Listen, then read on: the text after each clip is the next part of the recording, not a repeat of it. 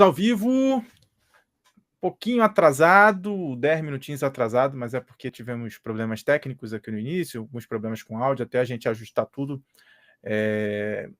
demorou um pouquinho, mas estamos aqui um pouquinho atrasados, mas na hora. Eu hoje estarei com o meu amigo Kim Carvalho, que está entrando aí, salva de palmas aí pro Kim. Opa, Isso. Aí. muito obrigado. E também vamos estar com o nosso amigo Alexandre Ferreira, que entrou aí agora. Ó, vocês veem que tem um efeito. 2 palmas para mim aí. Palmas pro Alexandre Ferreira. Eu queria ter efeito aqui de palmas. Seria o máximo. Hoje, mais uma vez, eu tô aqui de holding. De holding, não, de âncora. Holding, mas segunda vez que eu uso esse termo errado. Tô aqui de âncora. Mas aqui não tem âncora, não. Aqui a gente tem um barco com os três remam junto, e quando tem que parar, a gente amarra a corda e pronto. Hoje nós vamos falar sobre harmonia e tecnologia. Harmonia e tecnologia é um tema muito bom, até porque eu acredito que para estudar a harmonia do jeito adequado, você precisa entender, pelo menos na parte científica, isso já é tecnologia, né? Entender como funciona aquela matemática harmônica, que é uma matemática da interação dos sons, né, como eles interagem não só entre eles, mas também com o ambiente. Isso envolve bastante estudo, bastante tecnologia, bastante conhecimento. E aí eu queria começar perguntando para o Kim. Kim, como é que funciona, assim, por exemplo? A gente, na semana passada, a gente teve uma parte do podcast que a gente falou sobre os power chords, né?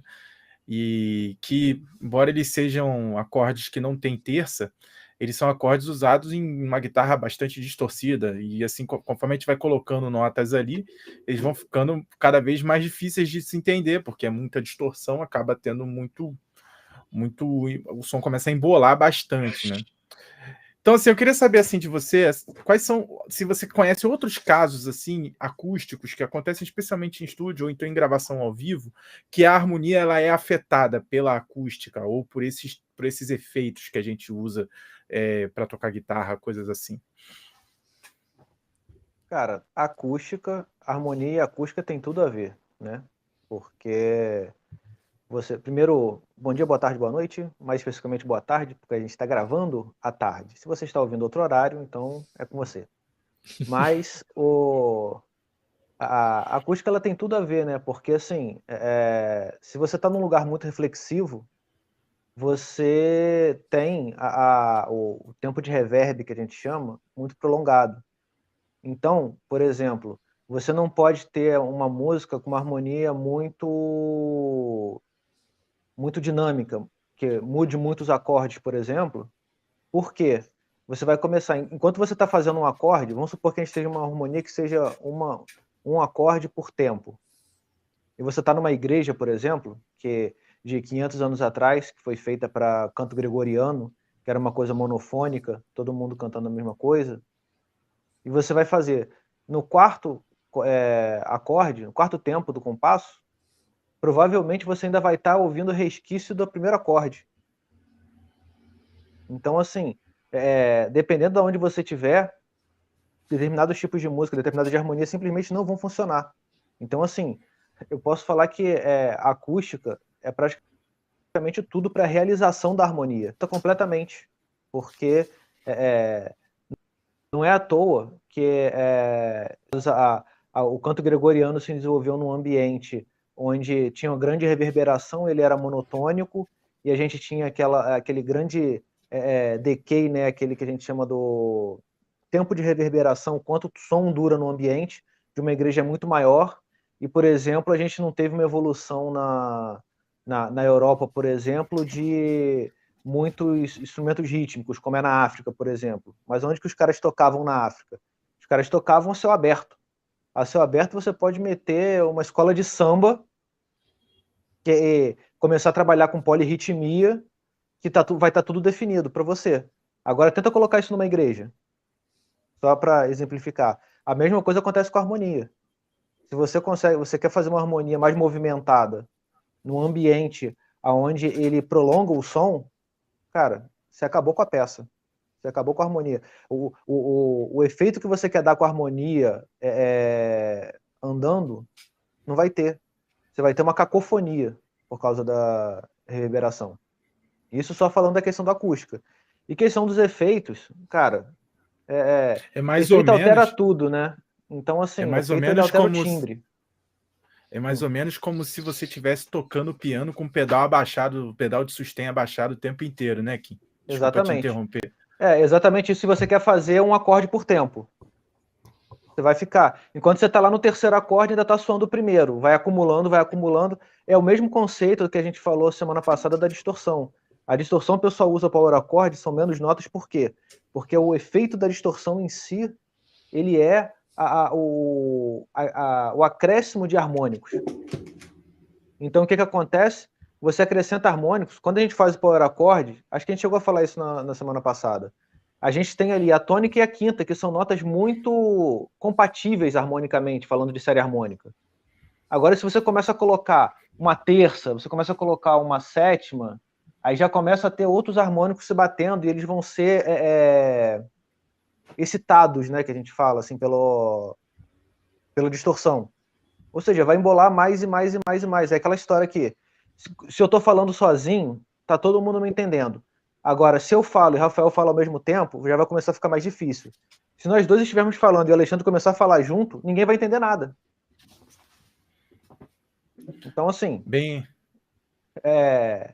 efeitos e reverberação e harmonia, assim, é uma coisa que o compositor e o arranjador tem que levar, assim, opinião própria, de muito em conta, porque simplesmente a sua intenção pode se esvair devido a você não pensar nesse fator. Aonde eu vou executar a minha peça?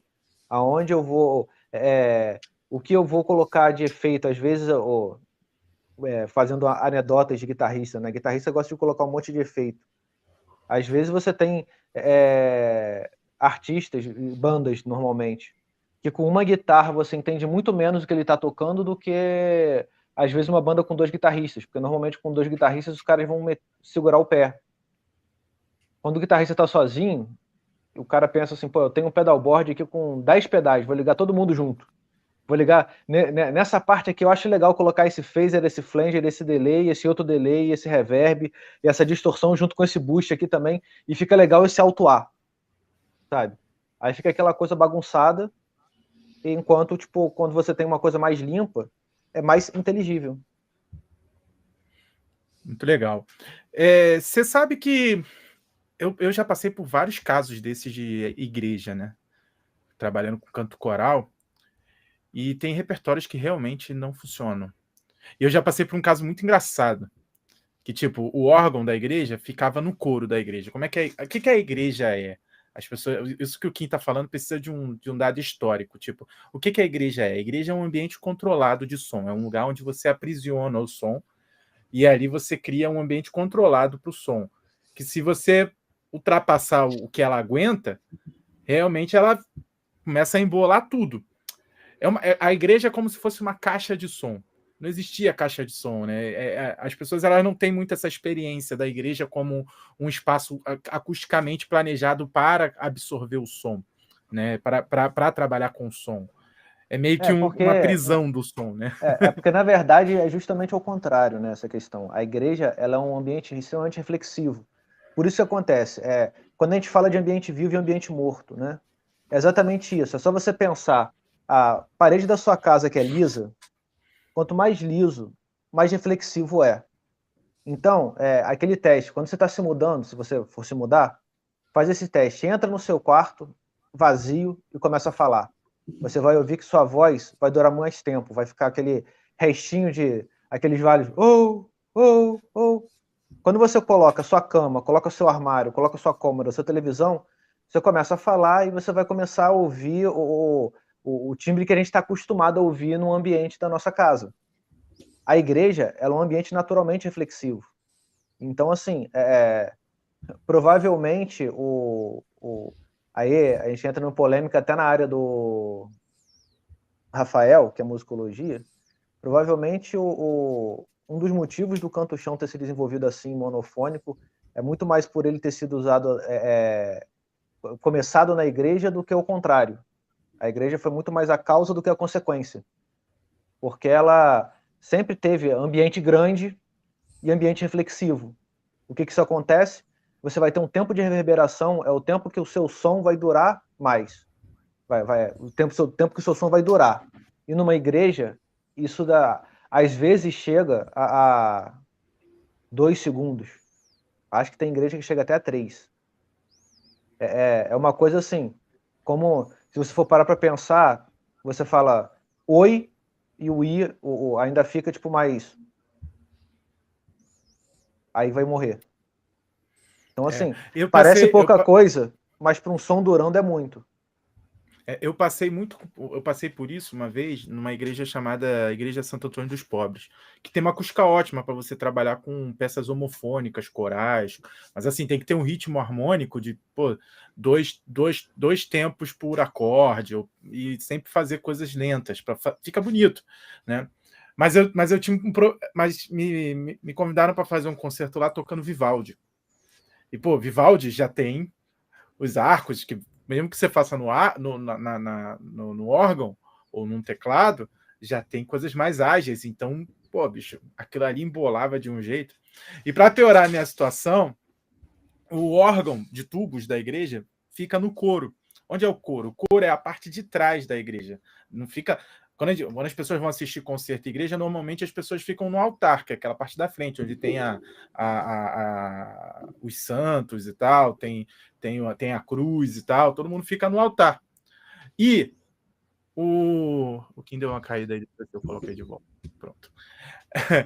E aí, normalmente, os concertos acontecem no altar, porque no coro é um lugar de trabalho de quem está fazendo a música. Então, o espaço de trabalho está acontecendo durante a missa, durante qualquer tipo de rito que esteja acontecendo lá. E os músicos ficam lá em cima do coro e ninguém está preocupado em olhar para eles, porque eles não estão dando concerto, eles estão no serviço, né?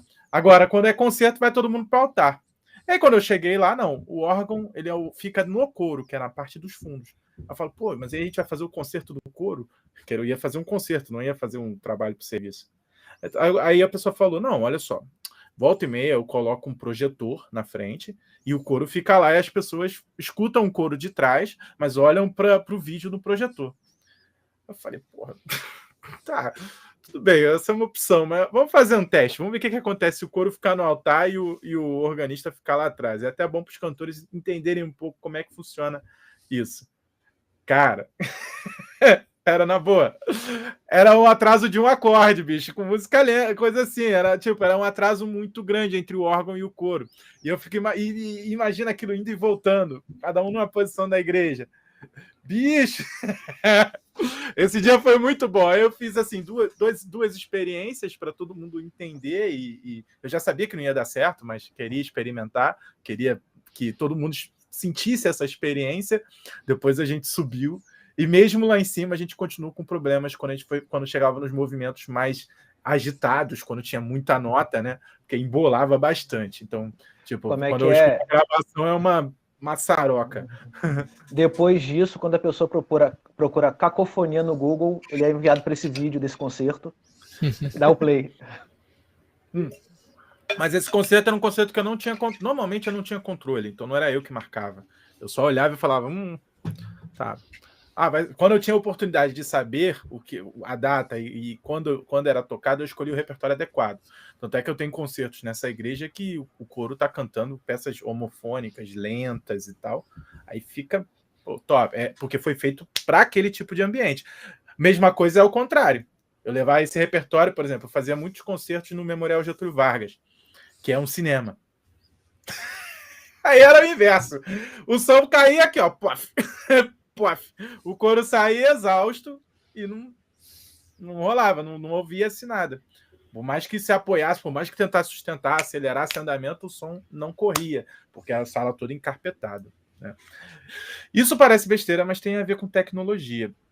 Mas, assim, para chamar o Alexandre para conversa, não sei se o Alexandre quer falar alguma coisa sobre acústica, mas eu já tinha uma perguntinha preparada aqui para você, mas se você quiser comentar alguma coisa, fica à vontade aí. Não, tranquilo. Tava ouvindo só aqui e concordo também com o que foi colocado, os comentários aí que o Kim fez, principalmente são bem pertinentes. E aí eu puxei o assunto de acústica porque a acústica envolve muito e a harmonia ela é muito afetada por isso, né? Completamente. Seja nos efeitos eletrônicos, seja nos efeitos arquitetônicos, que também é tecnologia, porque a gente aquele espaço pensado que é para cinema é pensado para um tipo de equipamento que vai ser usado, ou de instrumentação, ou seja lá o que for. A igreja já é outro tipo de equipamento. Mas eu queria puxar um assunto aqui para o Alexandre que tem a ver também com isso, que, por exemplo, tem um teclado que é um queridinho dos pianistas e dos tecladinhos, que é o da marca Rhodes. O teclado Rhodes é um queridinho porque praticamente nada aparece. Ele tem um ataque bem fraco, diferente do piano, que tem muito ataque, ou seja, dá uma pancada, ele pá, o som aparece. O Rhodes não tem muito ataque, então você pode esbarrar e depois ajeitar a mão que não aparece tanto. Aparece, sabe? Os ouvidos mais sensíveis veem, mas não é tanto. Então o Rhodes, é tudo ornamentação. Virou ornamentação e tal. Então, assim, há um certo... Onde eu quero chegar com isso? Porque você toca guitarra e toca violão, e tem formação na área. Mas, tipo, uma vez na aula, uma aluna falou para mim assim, mas, professor, como é que um instrumento eletrônico vai ser melhor do que um instrumento acústico? Aí eu falo, não, peraí, isso é um instrumento diferente. Tipo, se eu tocar no Rhodes, eu não tô tocando no piano, eu tô tocando no Rhodes. E, pô, é um baita do instrumento, bom pra caramba, mas é para determinadas formas de fazer, né? Tipo, ele não é nem melhor nem pior do que o piano, ele é outro instrumento, né? Embora ele esteja organizado de uma forma parecida, ele é outro instrumento. Como é que... Você já passou por isso, dando aulas de violão e guitarra? Tipo, a pessoa fala assim, guitarra é mais... violão é melhor que guitarra é melhor que violão. Como é que é isso? Cara, então, tem uma questão que eu acho que é muito comum de quem está buscando uma coisa de acompanhamento harmônico, né? Ela vai mais pro violão. O violão ele tem características mais de instrumento acompanhador do que a guitarra, apesar de ser muito comum, né? A gente, quem toca guitarra sabe que a maior parte do tempo é fazendo acompanhamento, não é fazendo solo, né? Mas de qualquer jeito, né? Pelo sustento mesmo no instrumento, né? Já que a gente está falando aqui de tecnologia, um instrumento, a guitarra elétrica, ela possibilita um sustento maior, uma sustentação maior do som, né? No violão, esse sustento ele tem de ser um pouco menor. Então, para solo, não que o violão não seja um instrumento solista, ele é também, né? Mas a guitarra ela traz mais possibilidades, inclusive possibilidade de articulação, né? A gente consegue tornar algumas coisas mais nítidas do que no violão. Então é muito comum que quem esteja buscando o violão como instrumento acompanhador, quem esteja buscando um instrumento acompanhador seja mais adepto do estudo do violão do que da guitarra. Apesar de que, obviamente, o violão pode ser usado mais para solo e a guitarra também para acompanhamento harmônico, né? Mas existe nessa área, né, na violão e guitarra, uma certa crença de que você precisa começar no violão para depois ir para a guitarra, né? É como se você tivesse que primeiro que aprender, e eu já ouvi isso algumas vezes, né? Você primeiro tem que aprender aqueles acordes no violão, e aí depois você vai para a guitarra para fazer solo. Aí fala assim, mas você não pode usar aqueles acordes também no violão? Na guitarra, melhor dizendo? Será que você não pode pegar os acordes do violão e fazer na guitarra? Trava? A afinação é diferente? Tem menos cordas? Não dá, entendeu? Você primeiro aprende só no violão. Sabe, apesar de serem instrumentos diferentes, obviamente, que possuem suas especificidades, tem algumas questões idiomáticas, né? Questões técnicas, por exemplo, bend. Bend não é um tipo de forma assim, de articulação que a gente utiliza no violão, né? Não é lá muito comum. Na guitarra, sim, com muita frequência, né? A corda nem sobe tanto, né, como na guitarra, né? Tu não tem essa mobilidade na corda no violão, até vai, mas nem tanto, né? Assim, novamente, tem algumas especificidades, tem questões idiomáticas, mas né, o que você faz no instrumento, você costuma conseguir fazer no outro também, dentro de determinadas limitações. Então existe essa crença popular que ela é bem peculiar, né? Primeiro você tem que começar no violão, depois na guitarra. Eu sei que isso foge um pouco do assunto de harmonia e tecnologia, mas pela minha experiência isso é muito mais uma justificativa econômica do que uma justificativa de fato assim do instrumento, né? Porque assim, no violão você vai gastar, hoje em dia não, né? Porque tá mais caro, hoje em dia você tem que começar com R$300. Mas na minha época você comprava um violão de R$100 e poucos e, não deu certo, fica ali encostado um instrumento de R$100 e poucos, né? Agora na guitarra, você vai comprar só a guitarra? Precisa do amplificador, né? Precisa de um cabo. Então quando você vê, Cabo mesmo estraga comprando toda hora. quando eu comecei a tocar foi aquele cubinho o mais baratinho possível, a guitarra mais baratinha também. E mesmo assim não saiu por menos de uns, acho que uns R$600 na época. Envolve várias coisas, né? Quem quer falar um pouquinho sobre isso? Quem também é guitarrista, fala aí. Não, falar o que o Alexandre já falou, né? Que essa questão de guitarra e violão, a questão é realmente uma questão financeira. Se a gente for levar muito, muito ao pé da letra as diferenças em si, quando você faz os acordes que a gente aprende no violão, que são com cordas soltas, você tem que tomar um pouco mais de cuidado tecnicamente para você abafar as cordas, coisas que no violão a gente não costuma fazer. Mas isso, assim, é uma coisa que isso aqui, risório, saca? Não é uma coisa que, assim, nossa, mudou completamente. É o que o Alexandre falou, cara, você vai fazer o som que você faz, o que você toca no violão, você pode fazer na guitarra, sabe? É ajuste fino, assim, é uma coisa, por exemplo, isso é tão mito, que é uma coisa que, por exemplo, não tem na sua área, por exemplo, Rafael, que é piano e teclado. Ou pelo menos, quer dizer, até onde eu sei. Ninguém chega assim, não, pô, porque eu queria tocar teclado. Não, meu filho, vem cá, primeiro você tem que aprender piano, você aprende tudo de piano, aí depois você vai pro teclado. Não tem isso. Ou então ao contrário, né? Tipo, não, quero aprender piano. Não, olha só, vamos começar com teclado, que as teclas são mais leves, que não sei o que, blá blá blá. Eu acho que no Até máximo onde... é justificativa econômica também, né? A pessoa consegue gastar Exatamente. pouquinho num teclado, mas no piano não tem exatamente. como, né? Mas não tem. Você pode responder isso pra gente, mas não tem essa diferença até onde eu sei na sua área, tem? Cara, eu não vejo. As pessoas não fazem diferença a partir da organologia e da tecnologia do instrumento, sabe? As pessoas. A maioria das diferenças são preconceituosas, assim. É muito preconceito para todos os lados. Primeiro, porque teclado é coisa de forrozeiro e piano que é chique. Também é. Também é, né? É porque é o seguinte, né? Os instrumentos de teclados, eles têm diversas organologias, né? Você tem tipo o piano, que é um instrumento percussivo. Você tem o cravo, que é um instrumento de corda tangida, né? O plectro, mas é tangido. Você tem o órgão, que é um instrumento aéreo, o órgão de tubos, eu quero dizer. Aí dentro desse tem vários outros, que é o harmônio. Aí tem aquele órgão positivo. Tem um órgão que chama-se órgão portativo, que ele tem um fole igual de sanfona, mas que você toca assim.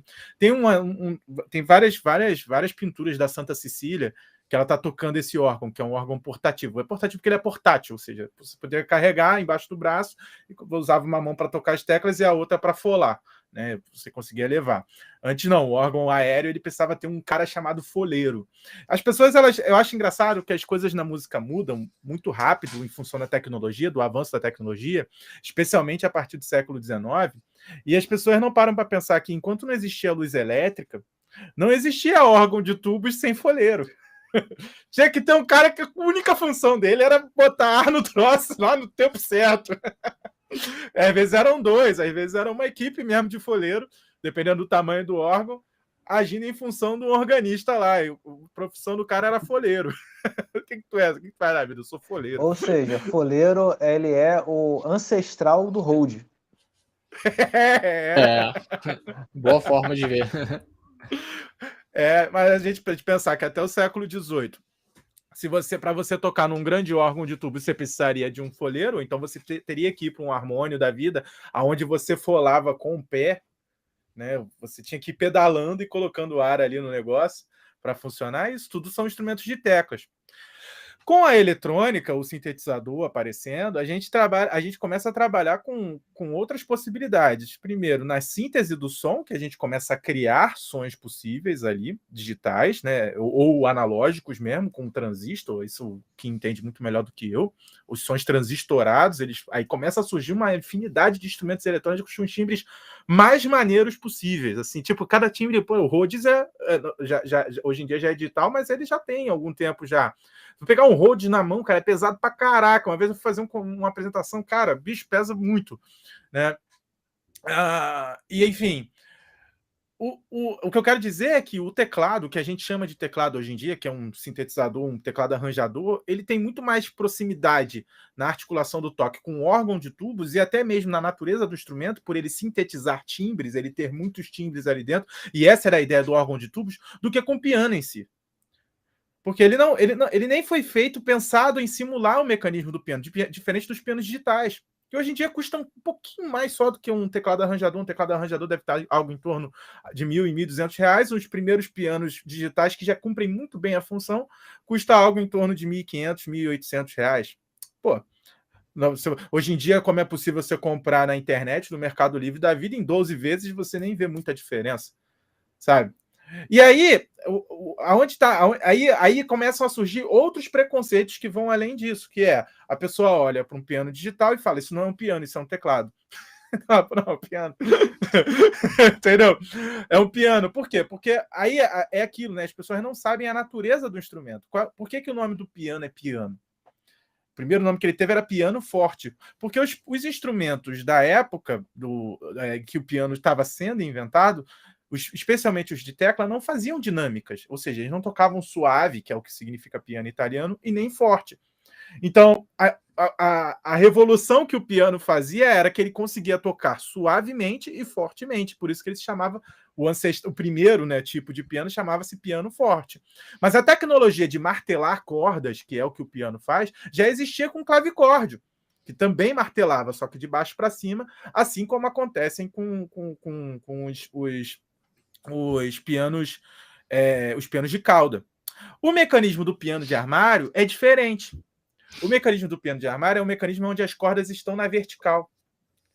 Então, o piano de armário ele é muito mais falho do que um piano de concerto, que é o piano de cauda. Porque o piano de cauda, quando você vai tocar, por exemplo, notas curtas, por exemplo, fazer um trinado, que é um... O martelo ele não desce totalmente. Antes dele descer totalmente, ele espera você tocar de novo para depois ele se ajustar. No piano de armário, não. O martelo volta todinho. E aí depois você tem que apertar de novo. E assim vai. Então, o mecanismo do piano de armário, que é o piano up, né? E tem gente que chama de armário, tem gente que chama vertical e tal. É um mecanismo muito mais falho. Isso não quer dizer que todos os pianos sejam ruins. Não. É que normalmente, hoje em dia, você no Brasil, se você for comprar um piano de armário, você vai comprar um piano de segunda mão, porque as fábricas não fabricam mais muito. Até a Eisenfelder parece estar voltando, mas estão me dizendo que a Eisenfelder está importando da China, que é o piano mais famoso. E aí, você provavelmente vai comprar um piano que tem pelo menos 20 anos. Pelo menos, botando por baixo. Porque, duvido, em 2000, eu vou botar que... Olha só, não vou botar 20 anos, não. Pelo menos uns 30, 40 anos se você encontrar um piano usado. Porque 20 anos atrás, anos 2000, a Eisenfelder já estava cansada de estar parando de fabricar. E tem o Fritz Dobert, que nunca parou de fabricar. Mas são pianos tipo assim, eles são caros, que custam algo em torno de 5 a 6 mil reais hoje em dia. Não seguram tanto a afinação, então eles facilmente ficam desafinados. Um afinador hoje em dia custa algo em torno de 500 reais por visita, para o cara ir lá só afinar o instrumento. Eu não estou nem dizendo regular, trocar mola, ficar trocando um monte de coisa. Enfim, o piano está cada vez mais sendo um objeto de como é que eu posso dizer? Um objeto para você mostrar e falar assim, ostentação, do que um objeto útil de verdade. Porque Eu o piano diria que elétrico já não tem era. essa despesa. Só um detalhe aqui, né? Um detalhe que a gente pode levar mais para o âmbito social, né? Era muito comum as pessoas, assim, famílias um pouco mais com um poder aquisitivo um pouco mais alto, né? Terem um piano em casa mesmo sem nem saber tocar. Né? Isso era extremamente comum para mostrar essa coisa do poder aquisitivo, né? Ter um piano em casa mostrava não só um poder aquisitivo, como também, de certa forma, mostrava uma erudição, né? Por assim dizer. Herança dos tempos ainda de elite cafeeira que tinha biblioteca em casa e não sabia ler. Né? Que era a nossa elite cafeeira aqui no Brasil, né? Eles já tinham um poder econômico, mas nunca tiveram um poder intelectual, né? Então eles dominavam economicamente o país, faziam a biblioteca em casa, né? Para mostrar, nossa, como eram cultos, mas a maioria nem sabia ler, né? Então o piano mostrava erudição na casa até alguém pedir para tocar. Aí ninguém sabia, aí ficava... Aí tá desafinado, né? Não, eu mesmo frequentei casas que quando eu chegava para tocar o piano era impraticável, totalmente desafinado, desregulado, era tipo, não dava para tocar, era um piano realmente um ornamento para a sala, né? Não tinha como tocar. Mas claro, também já toquei em casas que as pessoas cuidavam do piano como se fosse um carro zero, né? Aquele cara que tem aquele carro de colecionador e guarda e cuidava. Qualquer um o cara às vezes não tocava, mas qualquer um que sentasse lá para tocar ia tocar num piano excelente. Tem essas questões sociais nos instrumentos de tecla. E as pessoas se apegam a isso, né? Mas vou falar, o início, pelo menos os 2 ou 3 primeiros anos de estudo, seja no piano, no órgão, no teclado, no cravo, sentou e tem tecla, até no acordeão, o acordeão é um pouco diferente, porque tem os botões, né? Mas sentou nas teclas assim, o início, meu amigo, é conhecer aquela geografia ali e as primeiras técnicas de dedilhado. Tanto é que os primeiros tem uma galera que já pesquisou bastante aí a parte de educação nos instrumentos de teclas, de teclados. Tanto é que os primeiros métodos, até o século XVIII, o método do padre José Maurício, brasileiro, no século XVIII, não é um método de piano, de cravo ou de órgão, é tecla. Qualquer coisa que está na tua mão e tem tecla e está organizada daquele jeito ali, aquilo ali se aplica. Essa separação, teclado, piano, só acontece a partir do século XIX com a especialização, né?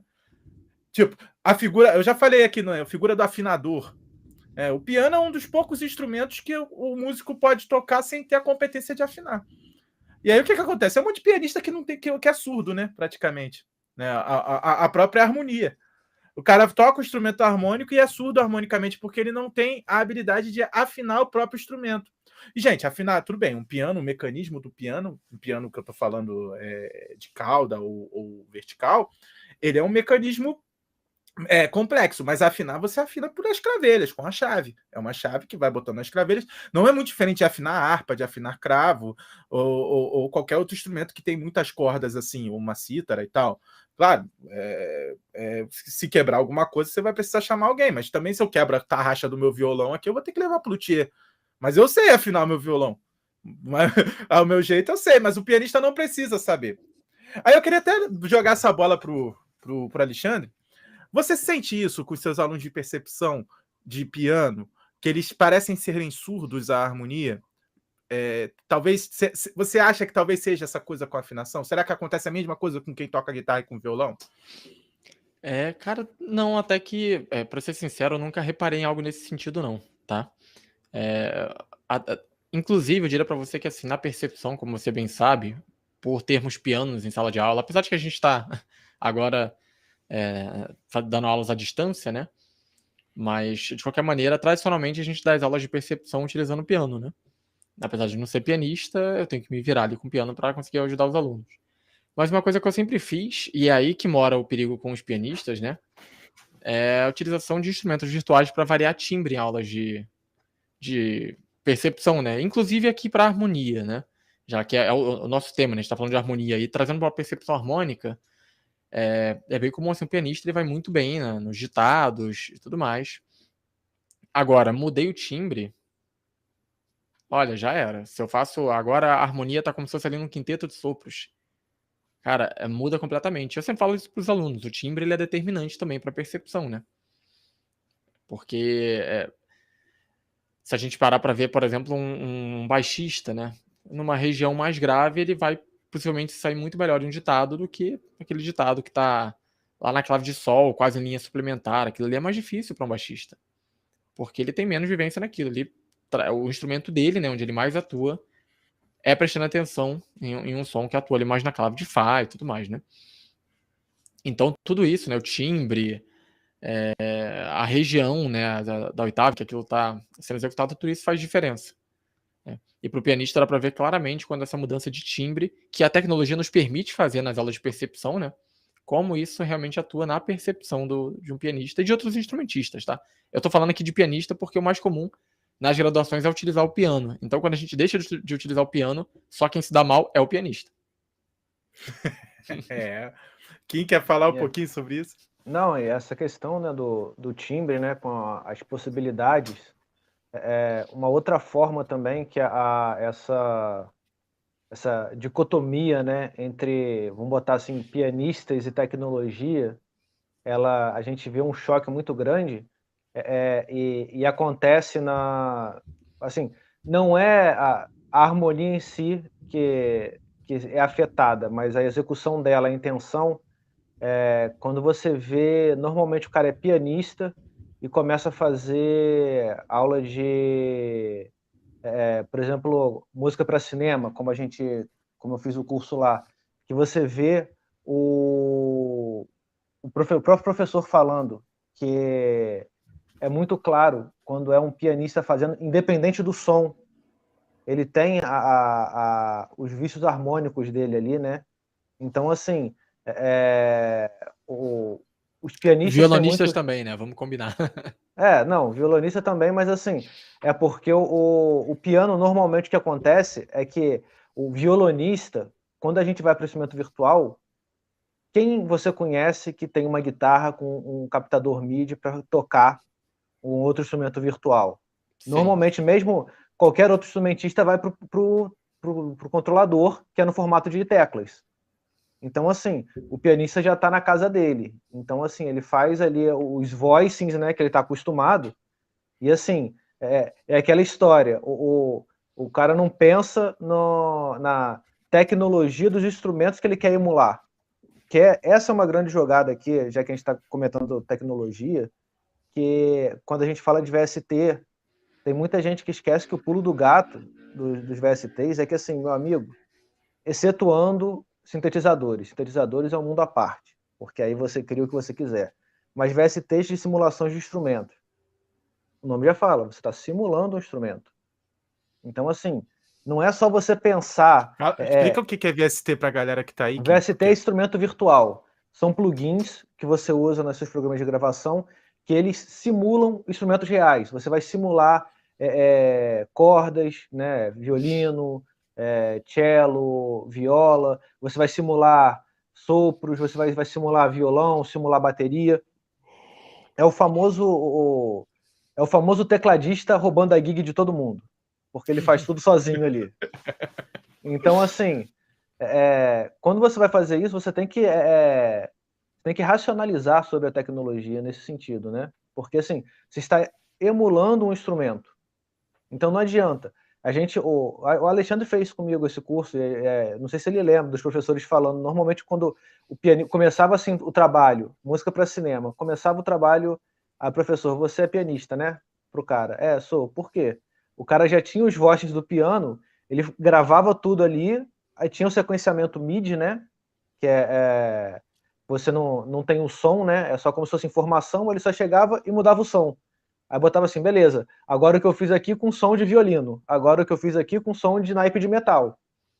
Só que, assim, existem coisas que se você não conhece a tecnologia por detrás da execução do instrumento, você vai fazer a coisa assim, não, beleza, fiz esse arranjo aqui, toma, entrega para todo mundo. Aí o trombonista vai olhar para tua cara assim, isso é impossível de fazer. Só quero falar isso. Aí daqui a pouco começa todo mundo assim, tipo, o trompetista. Primeiro ele pergunta, eu tenho que fazer isso aqui sozinho? Quantos trombones que eu toco ao mesmo tempo? Então, assim, essa questão também é uma coisa que acaba afetando, né, nesse sentido de que a gente está aqui falando de tecnologias, não só a nossa questão atual de instrumentos virtuais, essa questão digital, mas levar em conta a tecnologia dos instrumentos para os quais você está escrevendo. Volto na tecla lá do início, que é assim, quando você compõe uma harmonia, ela tem uma intenção que ela quer passar. Qualquer compositor cria uma harmonia porque ele quer passar uma intenção. Se você não planeja direito, se você não tem você não sabe aonde vai ser executado, são coisas que parecem, como é que é, o mundo mora nos detalhes. Então, assim... Não, mas isso não é só detalhe, não, Kim. É conhecimento de orquestração que sim, você tem que ter, mas mesmo são para trabalhar com VST, que vai soar bizarro, não vai soar como é o instrumento. Né? São coisas que o pessoal acha assim que é só detalhe. Por exemplo, eu vou estudar harmonia, harmonia, tipo, ok, por exemplo, o cara normalmente a harmonia é atrelada ao instrumento dele, aí ele pensa assim, não, tipo, acorde tal, acorde tal, acorde tal. Só que acorde tal, acorde tal, acorde tal, nos voices que são característicos, que são idiomáticos do seu instrumento. Não, beleza. Como eu falei, principalmente acontece com o pianista, pum, pum, pum, beleza, agora eu boto o som que eu quiser. Beleza, você bota o som que você quiser, só não vai soar como você quer.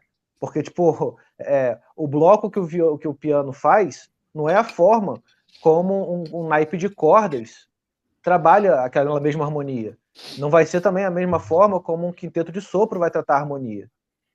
Então, isso também não deixa de ser uma questão de você entrelaçar a harmonia com tecnologia, a tecnologia de cada instrumento que você quer.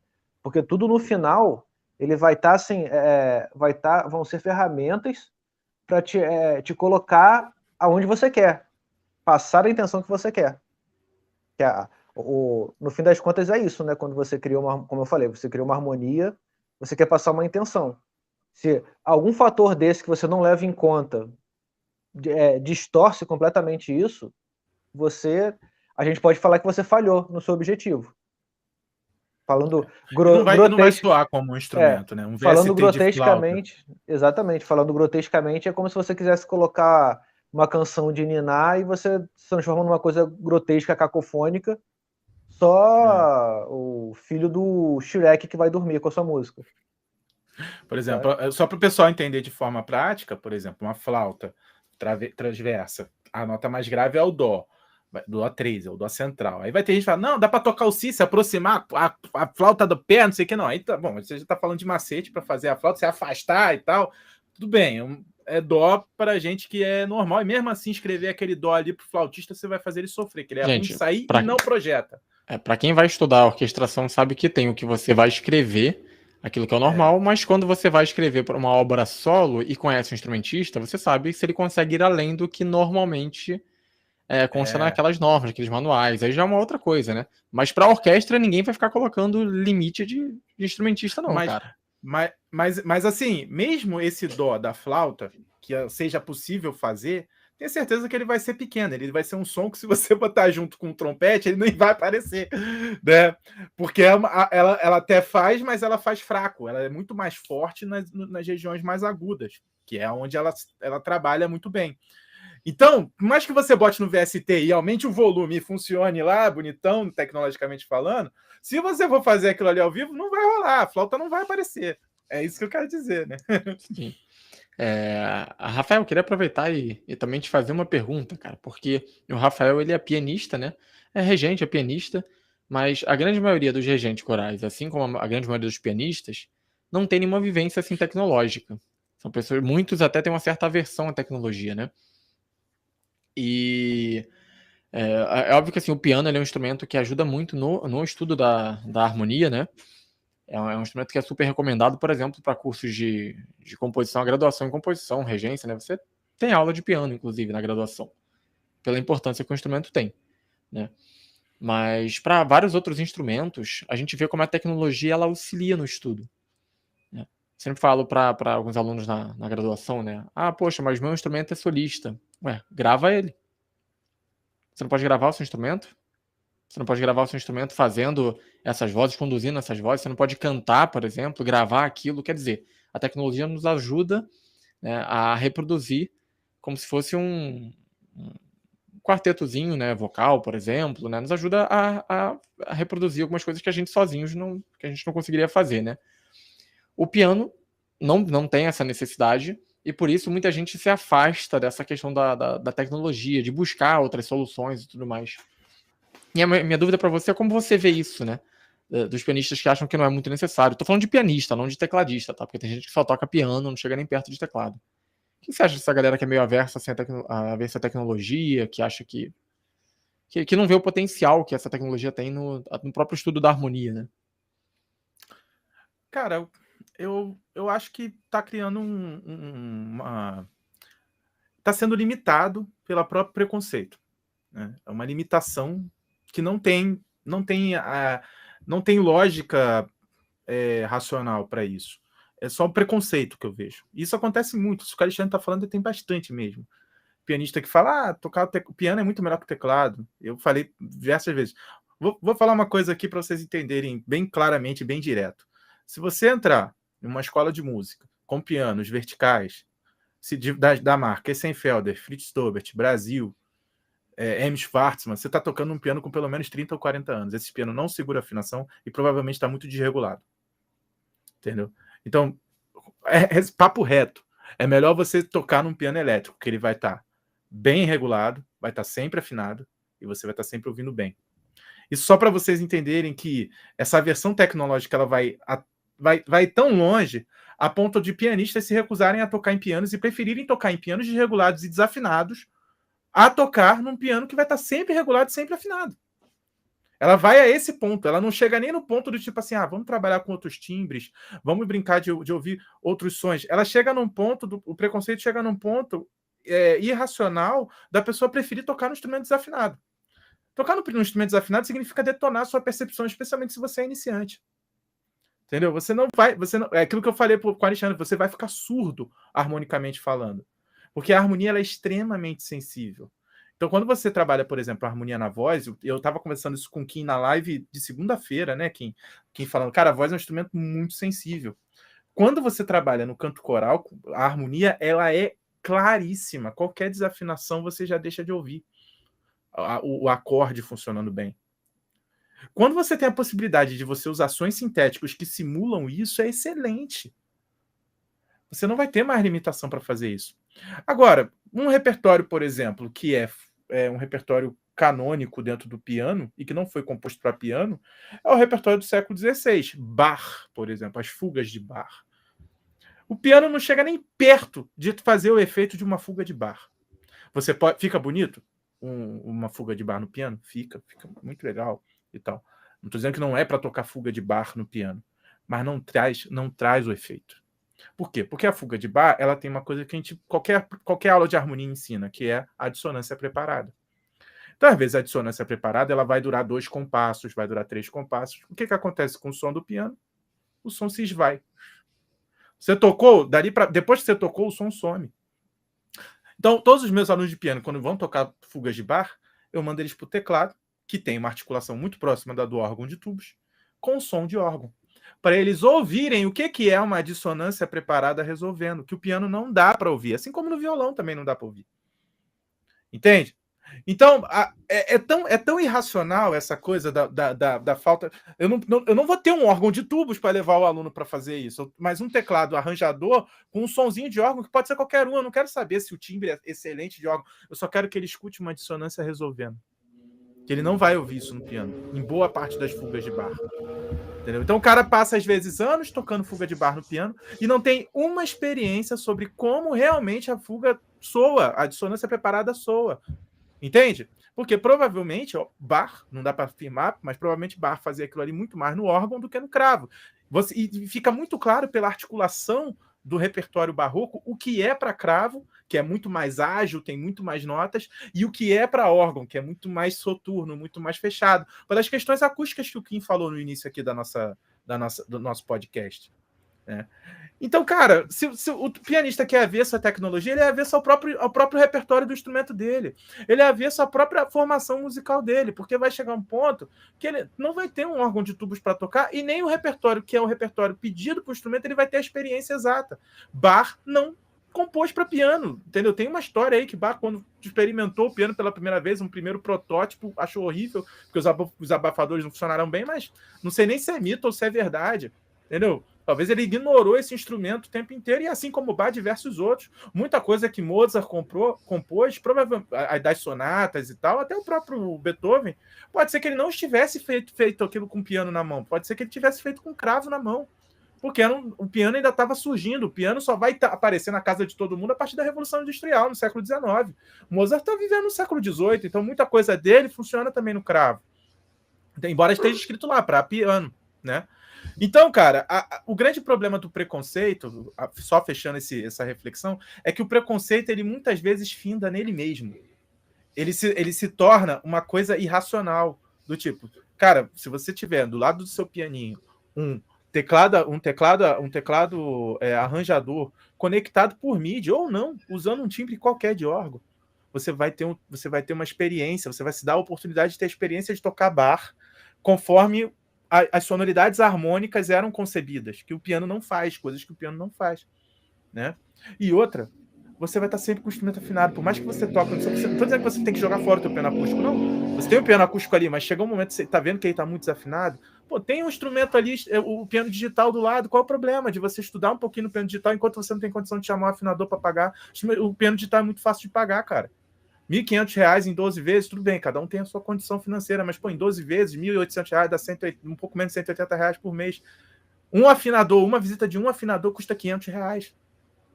Então, pô, você vai ficar tocando um instrumento desafinado, detonando a sua percepção musical, quando você poderia ter um ali que está sempre afinado para você poder estudar.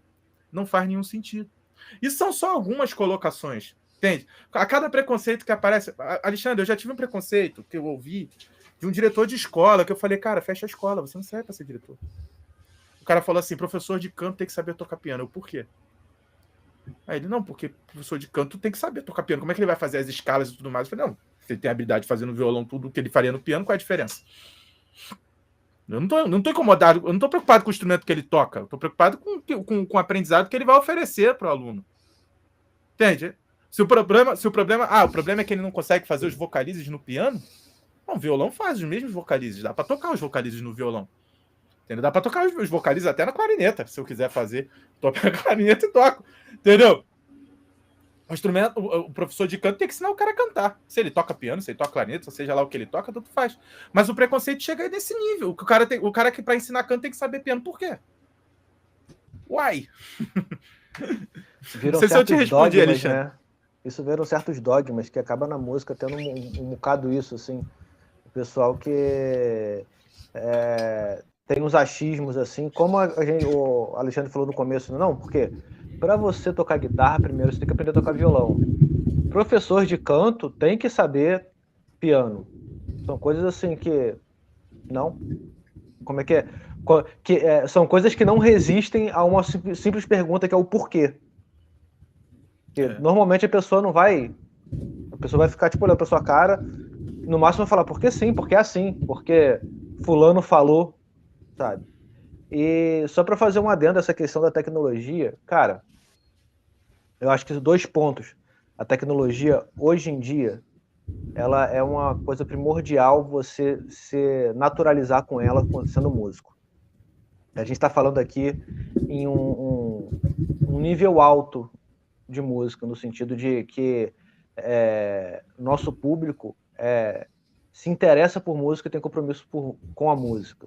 Vamos botar. Então, assim, a gente está falando de pessoas que têm interesse em entender a música, de ser um músico completo, na medida do possível. Então, o que eu quero falar, primeiro de tudo,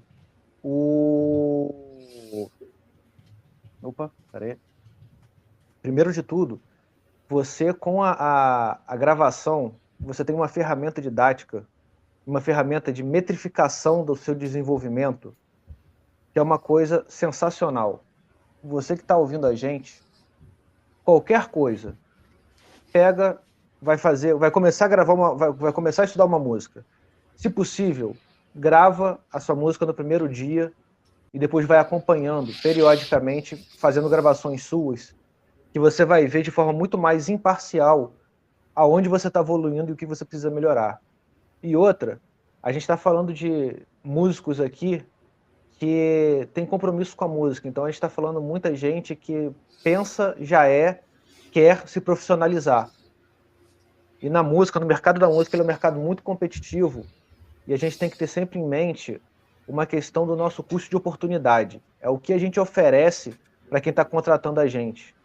Então, quando você é um músico, que você tem familiaridade com a tecnologia, você é um cara que vai ser muito mais benéfico para quem quiser te contratar. Porque você vai saber mexer, você vai fazer um som no barzinho, você vai saber equalizar direito o seu instrumento.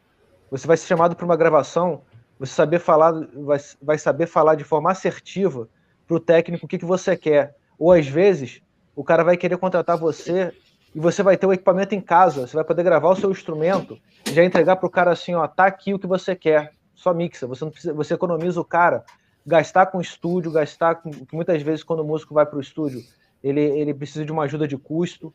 Então, assim, o teu custo de oportunidade vai ser gigantesco. Então, assim, tecnologia é uma coisa que não pode passar sou pianista erudito, sou violonista erudito. Hoje em dia, o mercado digital se tornou uma coisa muito abrangente para o músico, uma coisa muito importante para o músico, por mais que você vá fazer postagens para sua rede social. No mínimo, você tem que saber gravar o instrumento com qualidade, para você fazer daquilo ali uma forma de benefício à sua carreira. Porque não vai adiantar nada você ser um excelente pianista, não saber gravar e querer gravar vídeo para o Instagram e sair tudo distorcido. Porque você não tem noção de como gravar, de distância, de como se grava. Então, assim, só para... O cara médio vai gravar melhor que ele, e aí vai ficar com um efeito melhor do que o dele. Exatamente. E vai sobressair. Então, assim, tecnologia... como é que é? Advogando em causa própria, a tecnologia não tem como escapar para o músico hoje em dia. Então, assim, é só esse... Nunca teve. O instrumento sempre foi tecnologia. Exatamente. Só queria terminar com essa fala aqui. Gente, muito legal, um papo, porra. Cara, a gente poderia ficar aqui 3 horas falando sobre isso, ia trazer diversos exemplos, mas já tá na hora já temos que sair. Hoje tem encontro do Quiet Home, que se não fosse tecnologia não teria sido possível. Gravação direto. Com certeza. Cara, é impressionante como eles afinam melhor, cara. Tipo, não tem como voltar para o ambiente presencial, para as aulas presenciais, sem usar esse recurso. Porque, cara, os cantores aprendem 2 semanas o que eu demorava 6 meses, bicho. Tudo por conta da tecnologia. A tecnologia tornou tudo bem mais eficiente. Então tem encontro com eles daqui a pouquinho, às 18 horas. Então, a gente tem que partir, que ainda tem que preparar o material deles. A Alexandre também vai dar aula, Kim também deve ter as paradinhas dele. Então, beleza, pessoal. Obrigado a todos aí que estiveram aqui assistindo a gente. Obrigado a todos aí pela audiência. Isso aí, valeu, galera. É isso aí, nos vemos na próxima. Tchau, tchau. Bom dia, boa tarde, boa noite.